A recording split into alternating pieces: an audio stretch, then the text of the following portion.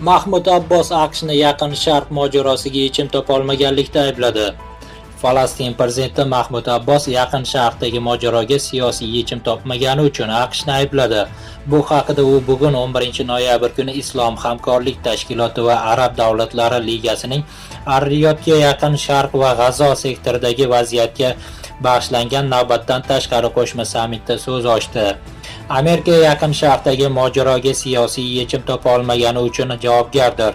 Biz harbiy jinoyatchilarni xalqaro sudlarda ta'qib qilamiz. Kelishuvga erisha olmagani uchun esa Qo'shma Shtatlar javobgar bo'ladi, dedi Abbos.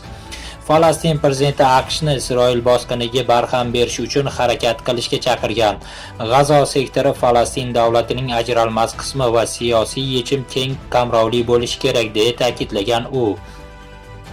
Ma'lumoti uchun Saudiya Arabistoni poytaxtida Falastin iltimosiga binoan chaqirilgan Arab ligasi va Islom hamkorlik tashkilotining navbatdan tashqari qo'shma sammiti ochilgan.